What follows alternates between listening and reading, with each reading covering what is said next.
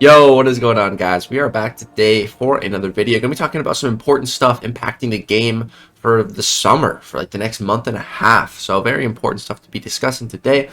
As you can see, For Loki just got an Alliance War match here. This is war number 12 for season 42, and this is going to be the last seasonal war for the next month and a half.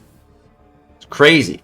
So I'm only gonna have 3 more war videos, and then we're gonna be taking a big break, about a month break from those types of videos, just because we won't have war season on. So why? What's going on? Let's go discuss. So we're gonna jump over to the forums. So Alliance War Season 43 Persistent Placement Phase, Extended Off Season, and Temp BG Rewards Bump. So some interesting stuff to talk about. So forward, hello summoners. We have a lot of interconnecting, exciting Alliance War news to share with you. Starting with Alliance War Season 43, we will be introducing our Persistent Placement Phase, formerly referred to as Set and Forget. We'll be removing Alliance War for 2 weeks to ensure a smooth feature launch. As a result, we will be adding rewards to Battlegrounds Season 9, Alliance and solo events for 1 season only. More information on all of this below. So, Persistent Placement Phase release, introducing the next major Alliance War feature. This will be a part of an initiative to add quality of life improvements to the Alliance War mode. Because right now, basically why this is so needed is it's a massive burden on planners, which basically, once you get up into the Masters bracket for Alliance War, you don't just join war, pick a path, do fights. That's not how it works at all. You have 1 to 2 officers in every battle group that, as soon as the war starts, they take a look at the entire map. And then for the next hour, 2 hours, 3 hours, however long it takes, they plan it out. They plan out every single fight. They plan out every single person's team, what they're gonna fight, tips, all that. So it's a lot of work on the planners for every single war once you get to the really highest tiers. So this is really going to help to ease the burden on those planners, which are the backbone of every Master Alliance.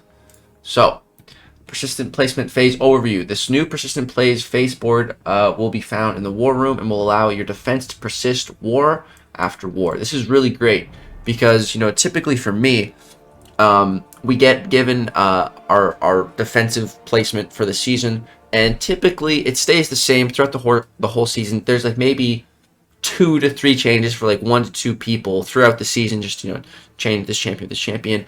But typically for me, my 5 defenders pretty much stays the exact same the whole season, and I put them on the exact same nodes pretty much the whole season.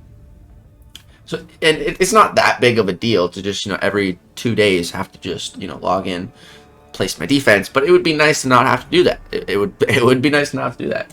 So spend less time wrangling in defenders from Alliance members and more time thinking about how to deal with the attack phase. This means the defensive placement phase will be removed and the attack phase will be extended to 1 day, 20 hours. Again, this is fantastic because planners will now have way more time to plan out the attack phase. Way more time, an additional 20 hours. That's massive.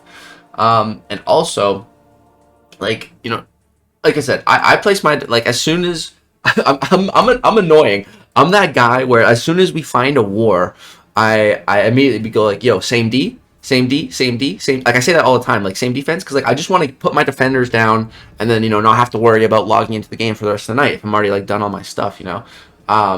But not everyone is like me. Not everyone is annoying as me. Some people, wait till the next morning and then place their defense. And obviously the officers, want to make sure it's all done so that they don't have to worry in case someone, forgets to place or anything. So this is going to be fantastic. So this also means your defenders will no longer be locked to AW. You can still be used in solo content. That's great as well.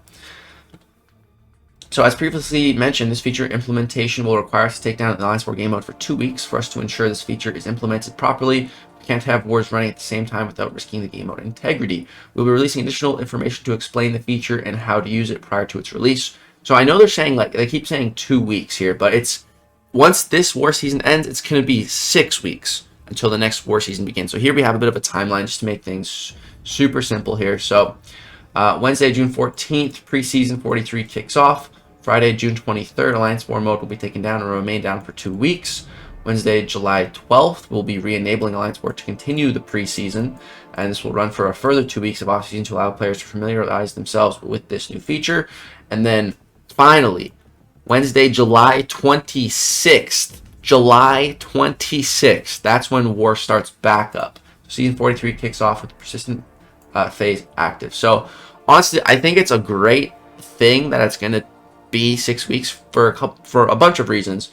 Reason number one, summer's just beginning. It's going to be nice to just kind of take a break from War for the summer. Just kind of start to enjoy the summer. That's just going to be nice. Just a nice little break from War at a good time. And then, what is Kabam unfortunately known for? Whenever they release something new, it's bugged. Or if it's not bugged, it's created other bugs in the game.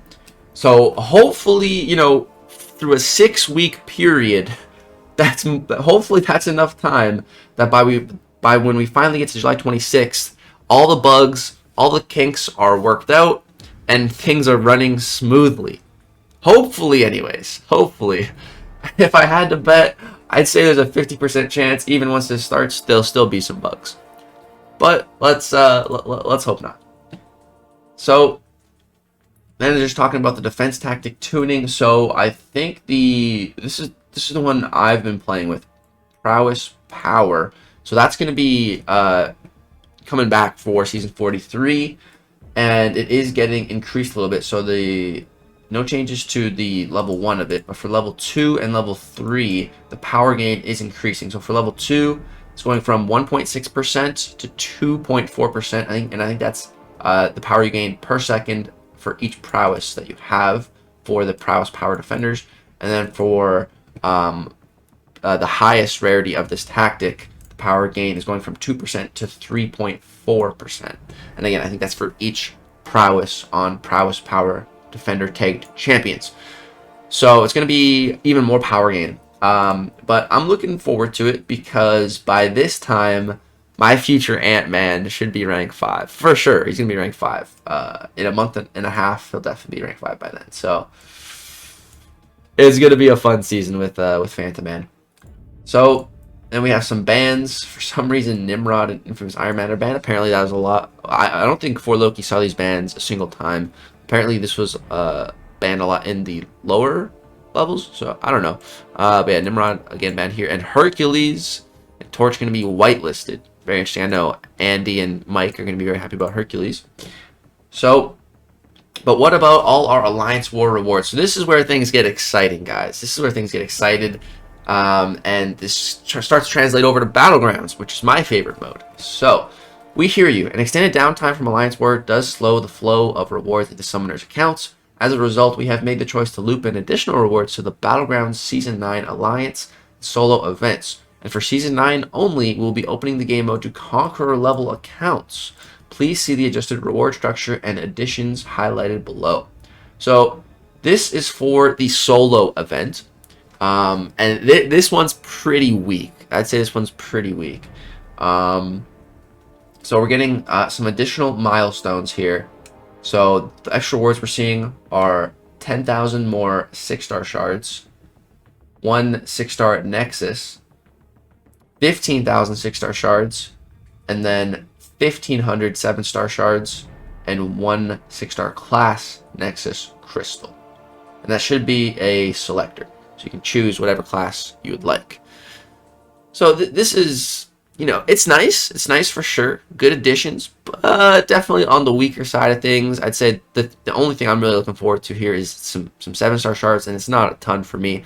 So it's nice. It's definitely going to be really good for the lower level accounts that still really need to hunt their 6-star shards, hunting a lot of champs.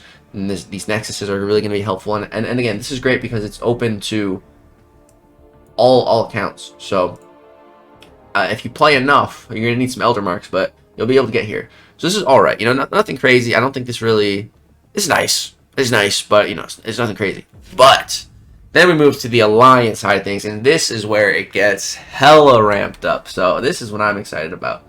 So for the Alliance event. So starting at the 7th milestone, we're going to be getting some Tier 1 Alphas. We're going to get some Tier 4 Basic. And again, this is just on top of everything else. Then we're going to get some Tier 4 Class Catalyst Crystals, some Tier 2 Alpha Catalysts, some Tier 5 Basic Catalysts, some full tier 5 class catalyst selectors. I don't really need these, but I have heard from a lot of you guys that that is a bit of a bottleneck. So that's great to see full ones being added there. And then after this point, here's where it starts to get really exciting, especially for me and my account. 2 tier 3 alpha catalysts. Hell yeah, I need those so much. Yes, and then of course followed by 2 tier 6 basic catalysts, again fully formed. Absolutely fantastic to see those. Then we have 2 T6 CC 10% crystals, and then 3 T6 CC 10% crystals. And then these are starting to get new milestones. So normally it caps out at 9 million points. So here we've seen a 16th and 17th milestone added with a requirement of 10 and then 12 million points. And they also added additional rewards here. So you're going to get 7,000 more trophy tokens for this milestone, and 8,000 more trophy tokens for this milestone. So an additional 15,000 trophy tokens being implemented for the Season 9 Alliance event milestones. That's massive. Dude, that's a lot of trophy tokens. That's like 45 sig stones if you want to go that route, or you know, the store will be getting updated soon, so even other better values with catalysts. So that's really great to see. And then yeah, so I think we said for the 16th milestone 30% more of random T6CC, and then the final milestone, this is the big one, this is what I'm most excited for, 2 25% selectors for tier 6 class catalyst. So 50%, you can select half of a catalyst of whatever you want just from these milestones. Absolutely fantastic. I think yeah, I'm really happy to see Kabam did this, because we're gonna have, this is awesome, man. We get to take a nice little vacation from Alliance War, and those rewards are just kind of slid into Battlegrounds, which is much better than Alliance War in my opinion anyways. So I'm really happy about this, guys. Let me know what you all think about this.